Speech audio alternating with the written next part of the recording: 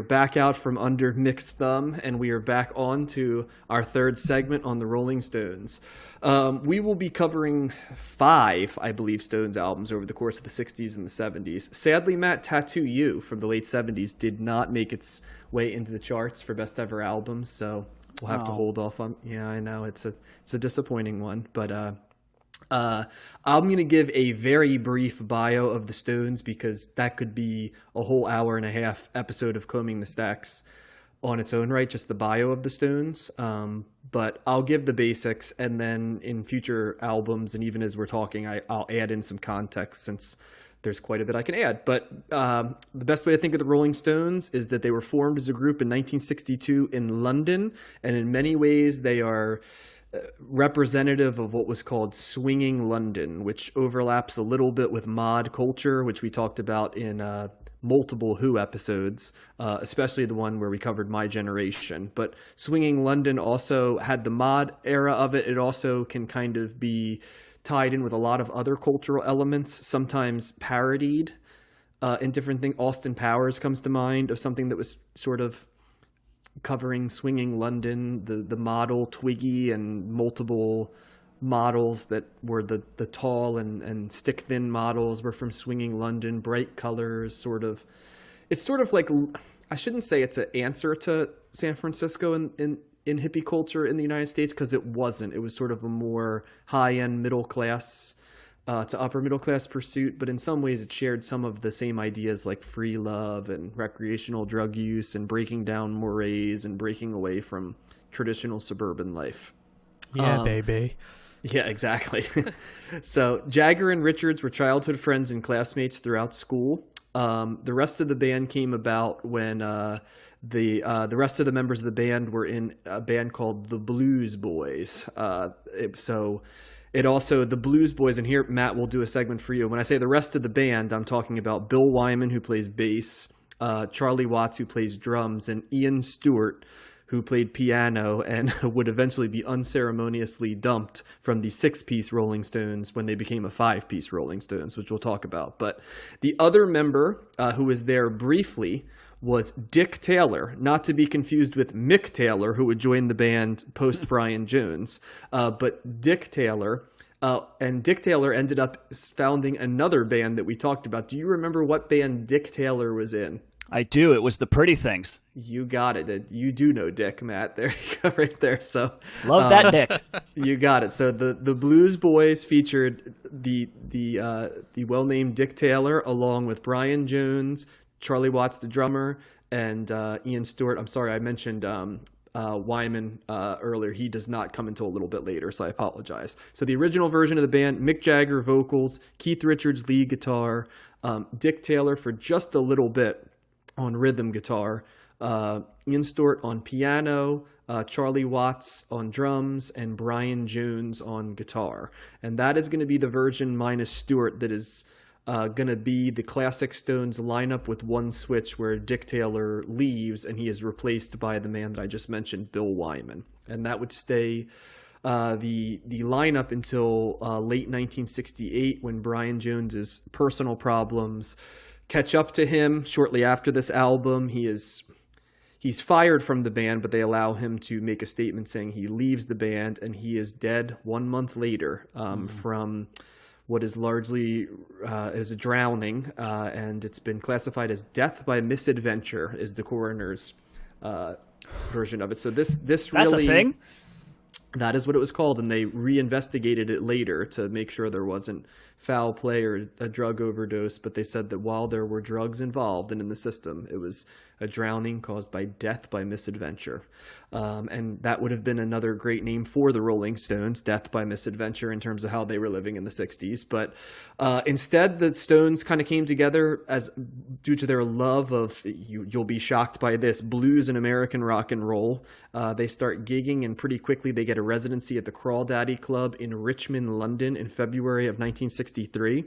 This overlaps with them signing a 19-year-old manager, Andrew League Oldham, who's with them pretty much through Aftermath before he has a pretty epic meltdown himself and gets relieved of his status. In fact, at one point, he actually disappears on the band and leaves them to fight some legal issues related to a drug arrest. And that was basically the last stall, and Mr. Oldham is moved out. But before Mr. Oldham is moved out, he had some pretty damn good ideas. One of which is that instead of trying to wear suits like the Beatles and go that way, he decided to juxtapose them with the Beatles and make them sort of the dangerous version of the Beatles. The more salt of the earth Beatles, the sexier Beatles. And I think actually not only did that work in the time period, but I think that's for many people how the Stones juxtapose against the Beatles in general. Yeah. I think for a lot of people that in terms of playing off of each other. He also decides that Stewart does not look the part of this young band, and he ends up kicking him from the band because he says 6 was too many for the picture, meaning both the picture on the album and later. However, the Stones, who were not always known for being the greatest people in the world, did do pretty well by Stewart. They kept him on as a touring member of the band and an unofficial member of the band all the way until his death in 1986. Oh, wow. So even though he was booted from the formal band, he still was very much a part of their tours and different stuff along the way. So I think there was a realization that he was done wrong by, but also a realization that probably the decision was correct. The great irony is that Bill Wyman, who had replaced Dick Taylor, was actually older by 2 years than Stewart. And Stewart was kicked out for seeming too old and sort of stodgy. He was heavier compared to the rest of them, who had the classic tall and thin look that lined up with the swinging London ideal. And actually the Stones still look like that till to this very day, that sort of thinner version. So if he was a little thinner, maybe looked a little sexier, he would have been a full member of the band. Sounds like. Perhaps, although Mr. Oldham was very much a believer that the band should have been 5 people as well. He thought that it looked better on an album cover. So I think he might have been there. It's funny because Bill Wyman actually didn't unveil his age. I don't know the exact year, but I think it wasn't until like 1969 when he sort of just casually dropped his age, which was at least 5 or 6 years older than was reported in the press, and in some cases like 8 years older, because they actually sometimes billed him as the youngest member of the band, even though he was the oldest, and that was maybe his own insecurity. But that's a whole nother story in its own right. One thing that also stands out about the Stones from the 60s is like they're one of the few bands from the 60s that actually got a great record contract. So kudos to Mr. Oldham, who didn't have any experience. I'd like to also had to have his mom co-sign their contracts and his agent's license because he had not reached the age of majority. Yet somehow he was able to negotiate a rock deal that allowed them 3 times the typical royalty rate for a new act, full artistic control of their recordings, and ownership of their master tapes in 1964, Josh and Matt. So Mr. Oldham may have gone crazy and not done well by them in their legal stuff, but man, did they get a great deal from Decca compared to lots of, you think of like CCR and stuff like that. Yeah, John Fogerty should have called him up. I was just going to say. I was about to say, John Fogerty could have definitely benefited from having Andrew Lou Oldham around. And it's also a far cry from Alan Klein, right? Like, isn't that the guy that got to manage later on that was kind of like the opposite of that kind of screwed them over? Yeah. Yep. And wow. Yes. And we'll get into that around Some Girls and Exile on Main Street, because that's when that all kind of blows up a little bit. So real double-edged sword having a 19-year-old manager there. Well, and he was a character and a half, and I've got so much bio and stuff to talk about that I can't really go into that, but let's just say Mr. Oldham was as much as a personality a Rolling Stone as the Rolling Stones were themselves in terms of hedonistic lifestyle. So the Stones, we talked about their great record contract. They're basically playing, getting a great buzz. At this point, the Beatles have broken. Some other bands like the Kinks have broken in England, and there's some thought that they're going to break in America. Of course, we know the Kinks never really break in America in the 60s like they should because of that bizarre story of them being banned from the country for 5 years. But the Stones kind of become the second band to break. For the first 3 years, 64, 65, and 66, they're kind of doing the Beatles model where they're releasing lots of covers. They're doing some of their own stuff, but for the most part, they're doing blues and R&B covers. So lots of B.B. King, Chuck Berry, Howlin' Wolf, just the standards there. And then they kind of get a break in England. And this is kind of funny how we talked about Lennon and McCartney. And I didn't want to bring it up when Matt was talking, but he talked about how Lennon and McCartney had gifted a song to a female songwriter. Well, he gifts I Want to Be Your Man to the Rolling Stones in 1964. And it's a gift. They literally gift it to them because they like them. And it ends up, it just so happens that they get that, they play it, it sounds good. And it becomes actually, it sounds, yeah, it's actually probably better than the Beatles version in some ways. And I think the Beatles themselves said that at one point. Yeah. And that's also, I think we talked about this before, but I think that is a really good example. Play those two songs and you get the difference between the Stones and the Beatles. Yes, it's probably the answer to that question. Yeah. What's the difference? It's like how that sounds, yeah. And I would also say the Beatles always did more of this, the harmony, saccharine, sweet pop type stuff much better, and the blues stuff, the Stones, if you want to kind of know the cover order. You know, if you're looking for an old blues song, go to the Stones. If you're looking for a girl group song or a 50s song or a pop song, go the Beatles way. But anyway, long story short, Top of the Pops, the long-running English show, gets started, and actually the Stones perform I Want to Be Your Man on that show. They also infamously are on the show that we talked about in the James Brown episode, where they're tasked with following James Brown, even though Mick correctly mentions that they're supposed to be on an hour after James Brown, but he still took it as a personal affront that someone was going on after him. And he and Keith Richards both said that did not go well for the Stones to follow them.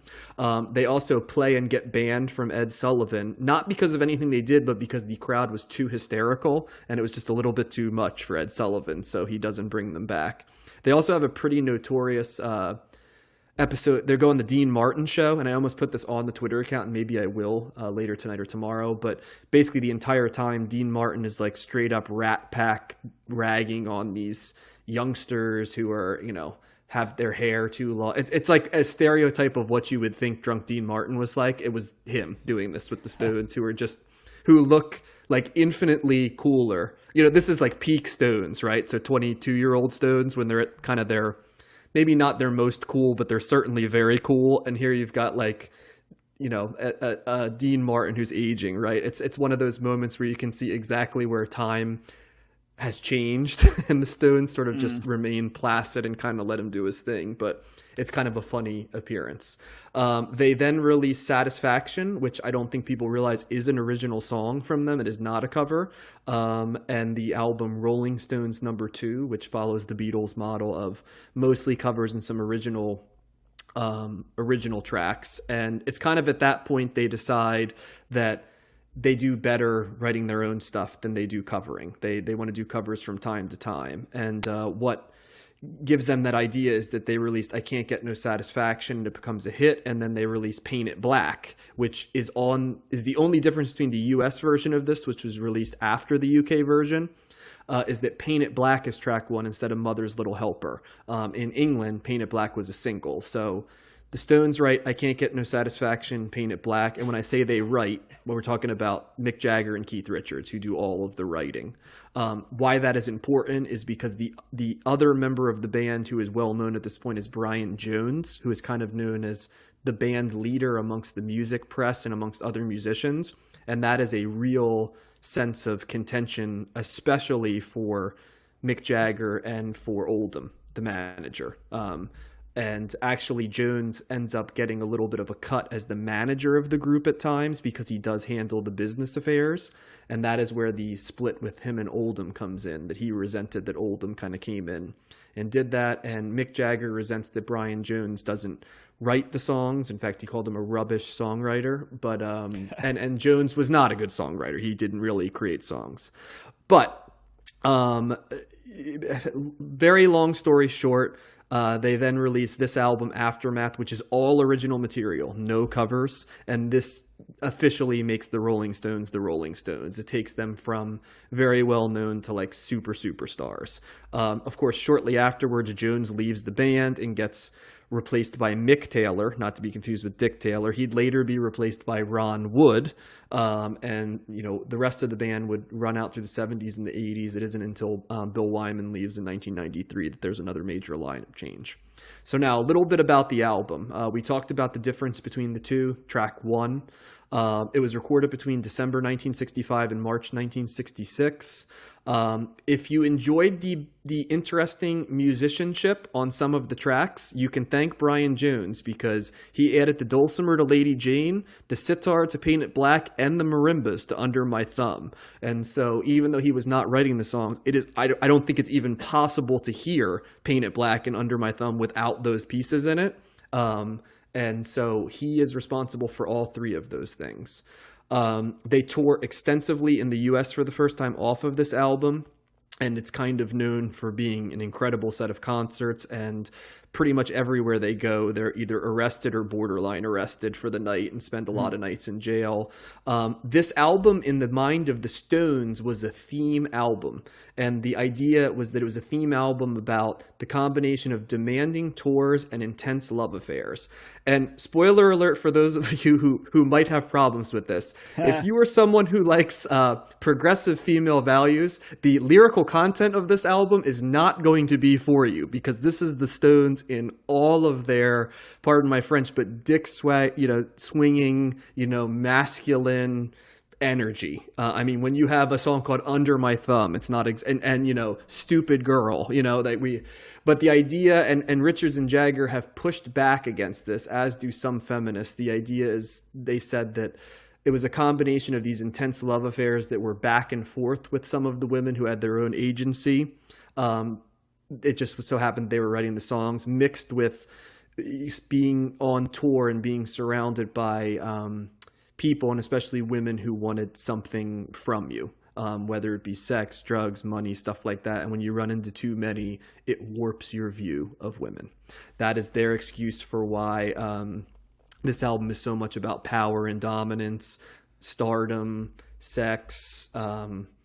But if you are someone who's going to listen to it in a modern context, you could not make this album in the modern context. Let's put it that way. With that being said, this album's fucking awesome. You have a hard time. Yeah. This album is awesome. I won't even get into the craziness that is the fact that Brian Jones is dating a model by the name of Anita Pallenberg. They have an abusive relationship. Brian Jones' love life is epic, like 5 different kids by 5 different women, just all kinds of stuff. Anyway, he starts dating Anita Pallenberg, who all the Stones become enamored with. She kind of plays almost like the Nico role for the Stones that, she was for the Velvet Underground, right? Anita Pallenberg. Does she have a better voice? She doesn't sing, so you don't have to worry about that. But okay. Actually, I shouldn't say that. No, she does sing background in certain things, but she's not a part of this album. But long story short, eventually she ends up leaving Brian Jones for Keith Richards after they have a fight in Mexico. And while they never get married, they do have a child together. So you can imagine that that caused some dissension within the band. Later, there's more with Anita Pallenberg. I'm not going to really go into that, but there's a lot of chaos amongst the Stones right here. There's a lot of talk also about the fact that the Stones were in a constant competition against each other for status and fame. So they were always looking for a hipper girlfriend, a new angle, and the Stones were kind of known as like the trendsetters and high livers, more so than even like the Beatles were. The Beatles were considered a little bit more square compared to the Stones, who were considered to be sort of effortlessly cool, albeit, chaotic. They were the bad boys. At least that's what they were marketed as, and then they start living up to it. So I'm going to stop there because it could keep going for forever. I can give my thoughts later, but Josh, maybe let's start with you. What did you think of Aftermath, both UK and US? I was a little disappointed in this album. I was really hyped to listen to a Stones record, since we hadn't talked about them yet, and I found that outside of the songs I was already familiar with, I didn't find any, deep cuts that I really gravitated towards. I found the album too long, as always, and I don't know what's with bands in these like 11-minute songs, but on the UK version, Going Home is smack dab in the middle, and I found it a little repetitive too. I don't think their songwriting is there yet. They repeat a lot of verses over and over again, sometimes to their detriment. But I mean, it's got Paint It Black and, well, Under My Thumb, Mother's Little Helper, and I Am Waiting, which I really like, and Stupid Girl, which is really catchy, even though it's like, about a stupid girl. But it's about Mick Jagger's girlfriend at the time. Yeah. So They it's were kind of my not doing well. thoughts. I'm sure she liked that. Yeah. She hated it, but Yeah, very famously. And she was actually the sister of the most famous British supermodel of the era. That was who Mick Jagger was dating at the time. And yeah, anyway, that's a whole nother story. So yeah, but so Josh is a thumbs down. It sounds like I didn't like Lady Jane. Some of the other ones just seemed like, derivative blues riffs, even though they're original songs. I didn't see like a standout for that. So yeah. Gotcha. Okay, Matt. I liked it. I see some of the things that you're saying, Josh. It's interestingly long, right? In a sea of albums that we've been covering that are like 30, maybe 35, 40 minutes tops. I mean, this is like over 50, so this is borderline, probably at that time, borderline double album. You're kind of getting into that territory. The Stones either go long or lean. There's no in between with them in terms of their albums. Yeah, but no, I didn't know most of this. I knew the singles, Mother's Little Helper, Paint It Black. I didn't really, once I realized that we were doing the UK version, I didn't really listen to that. But I love that song. That's a great Paint It Black is, and I don't think I really realized how much I liked that until I saw it's at the end of that Keanu Reeves movie, The Devil's Advocate. Oh yeah, and that's a great and movie. and then they played that. I love the movie, and then they played it at the end in the theater. I'm going, oh my god, that's a great song, with the sitar and everything. But I did like it. I wouldn't say you're wrong, Josh, in that it does. It kind of blends together. There's not a ton of variety on here. But and being derivative of the blues, this is what the Stones were, though. I mean, this is them at their roots. And when you've got a song like "Don't You Bother Me," that guitar that they're playing there, I'm like, that. What did they just like conjure the of Robert Johnston from that? Because that's basically kind of the guitar that you're getting, that really raw slide guitar sound. But I didn't dislike it. I don't think that took anything away from me. I thought it was a really fun record to listen to, and I found myself liking it more as it went on. And that song, man, the standout track for this by far for me that blows my mind, Out of Time. How did I never heard that song before. What a great song. That chorus is fantastic. I loved everything about it. That's like one of my new favorite Rolling Stone songs. Like that I do like that. I do like that song a lot. Oh, that was great. And it's also interesting. I'm looking at all these titles, and they if I just looking at the record, looking at the title, the names of the songs, it reminds me of so many other songs. Like "Stupid Girl" reminds me of Garbage, right? What is it? "High and Dry" is should Radiohead. Because it was based off of that track. Well, and that's what makes me wonder. Fair, Exile on Guyville, you know what I mean? I'm like, High and Dry is Radiohead, Out of Time is REM, Take It or Leave It is The Strokes. It's like all these songs that like similar titles. So, It's Not Easy, a little Guns N' Roses. Oh yeah, you're right. I don't know if that's true. I know Take It or Leave It. That absolutely was influenced. The Strokes picked that from this. Yeah. I think there's certain songs I didn't like as much. Like I think was a little bit on the weaker side for me. Lady Jane, I agree. It's a slower tempo, but it just didn't do as much for me. I like the final track. What to Do is great too. I always like that. And that Going Home song, man.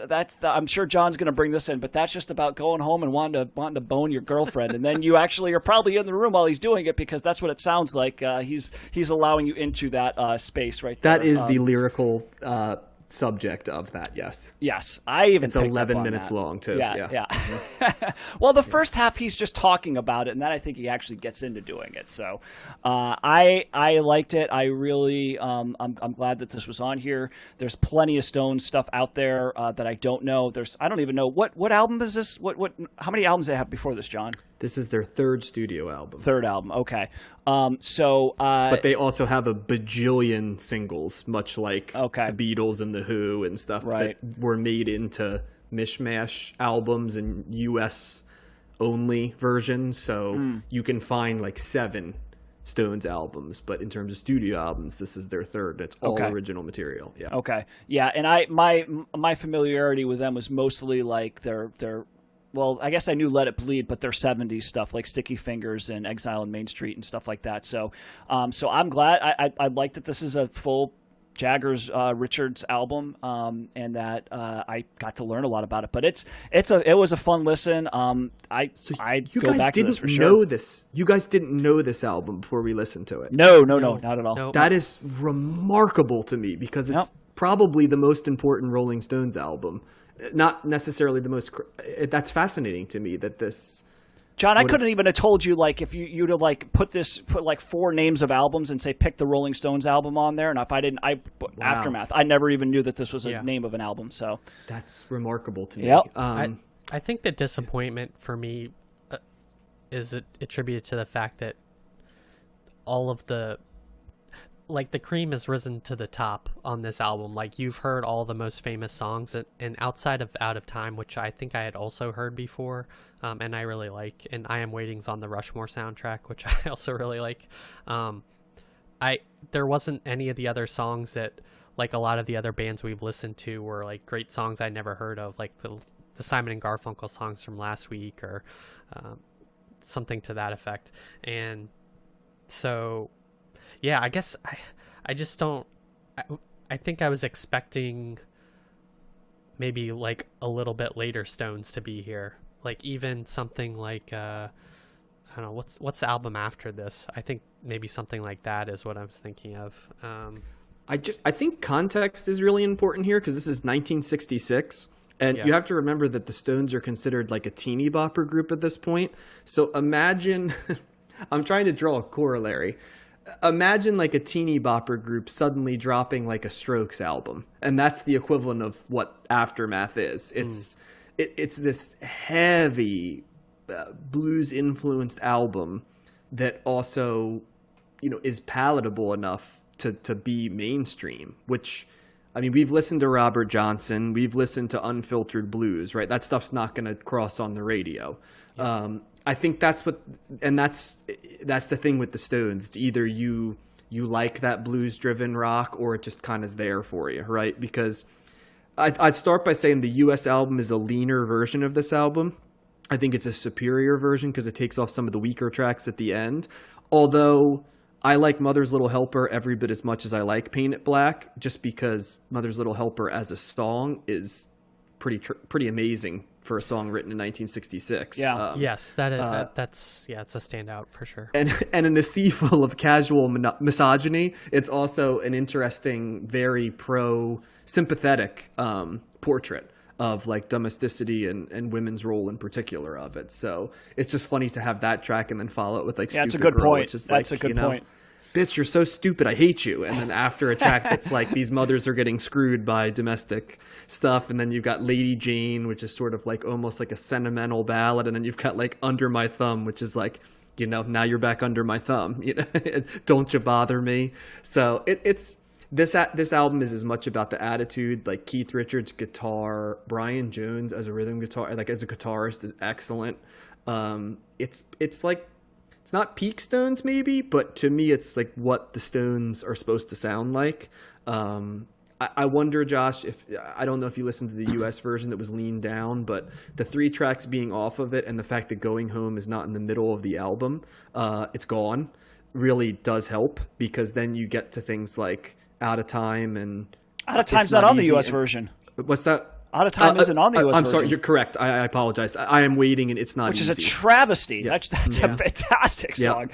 I was they took the 2 longest songs off, is what it was, to get it under, right? Because Out of Time's like in the 5-minute mark in terms of the UK album. I would have said take Going Home off and put Out of Time on, but that's just right. I don't know why they kept Going Home outside of the fact that everybody had to have their artsy piece, right? Or maybe it just really spoke to. But that's still a good song. I still liked Going Home. I didn't mind that. I mean, it is a little long, but it's I wouldn't say they do a ton of different stuff throughout the song. I mean, they're breaking it down a little bit more in the second half, but I still enjoyed it. I wouldn't say that it was too much. To me, it's the Stones. They'll get better, right? They do. They make even more classics than this. But at the spirit of what the Stones are, it's impossible to not recommend this album when it's got Mother's Little Helper, Paint It Black, and the different things as opening tracks right off the bat. Those are almost automatic recommends just because of how good they are. Under My Thumb is like a top 5 Stones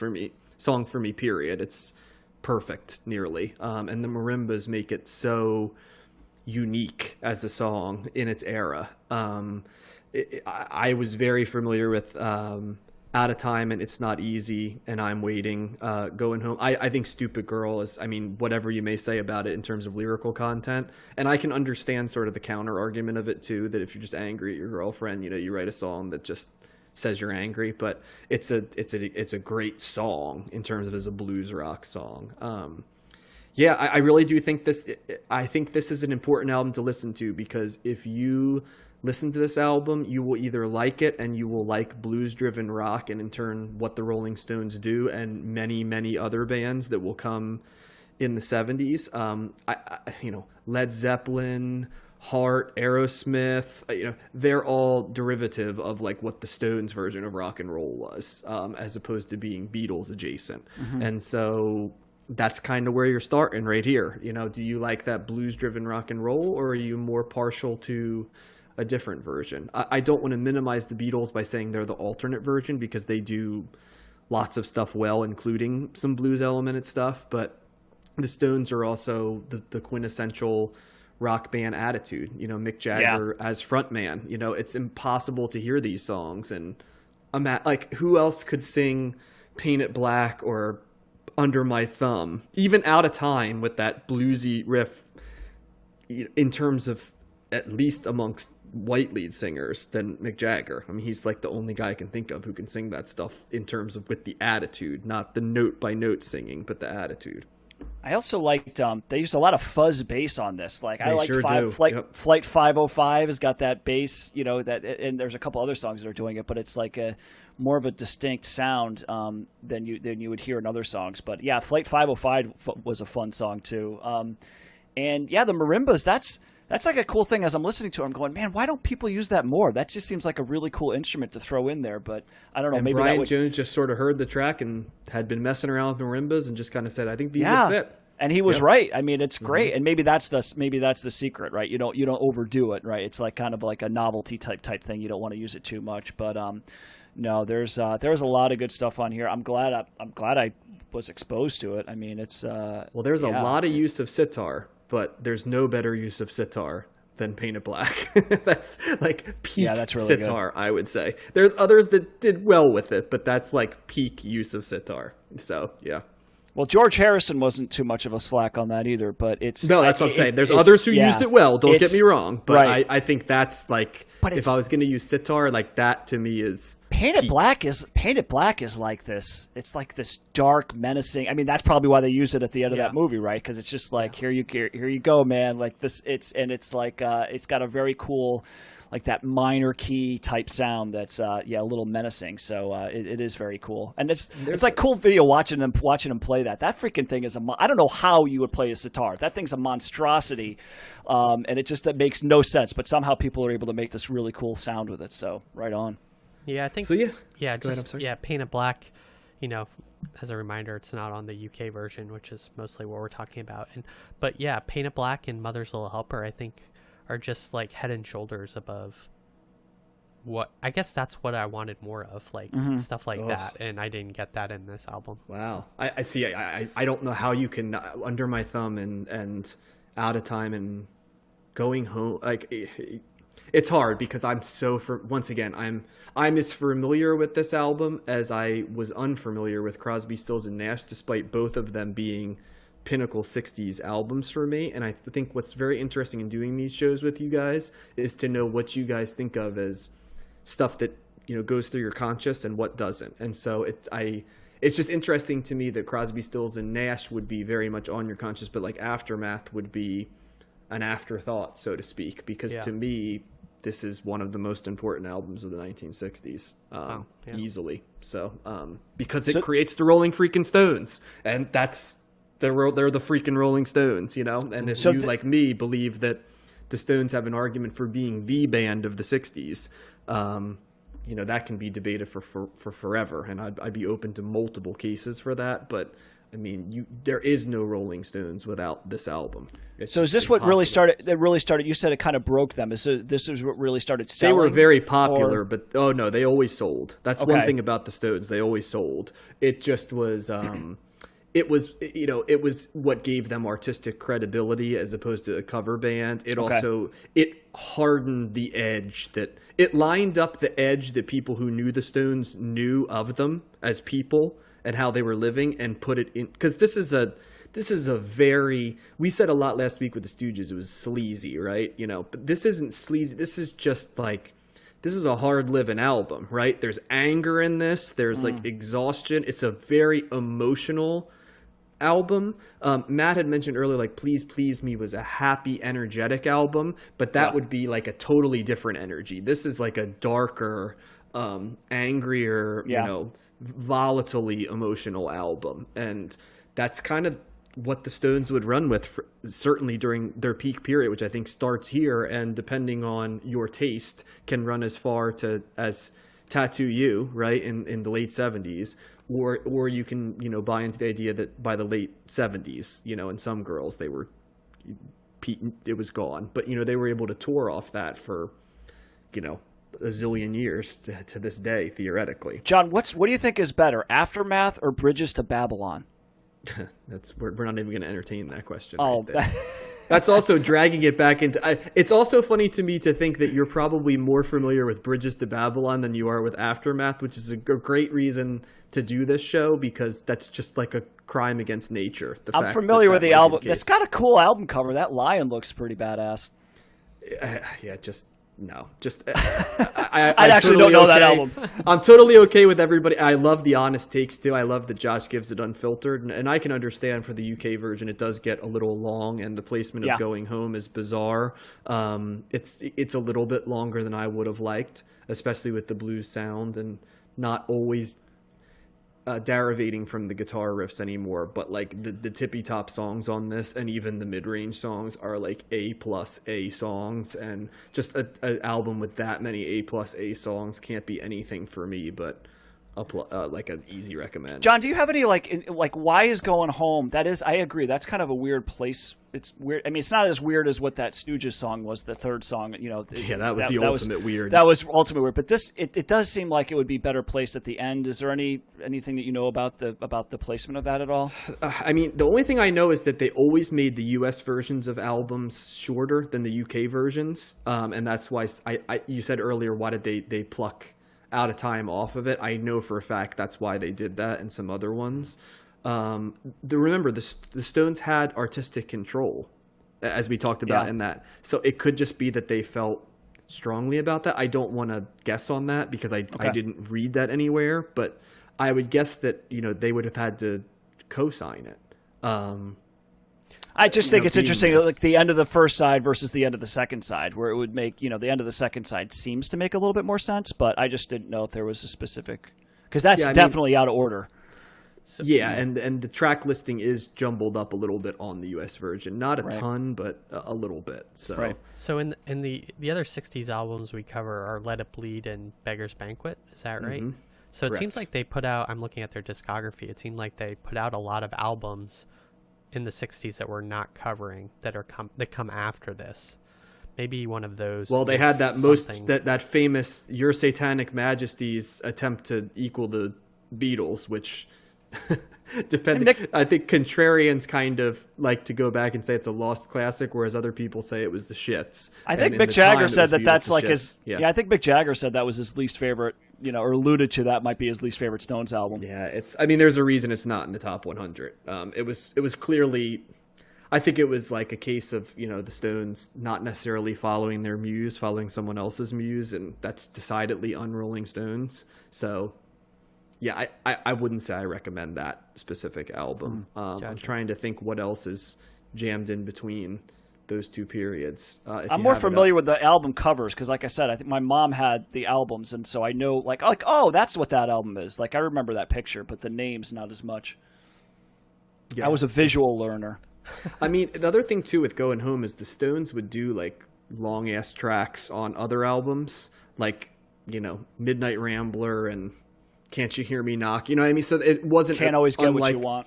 Can't always get what you want. So it's not unlike them to put one of those songs in. I almost feel like it's a callback to like blues, just playing out. So once again, I'll look into it for Cleaning the Stacks next week. But yeah,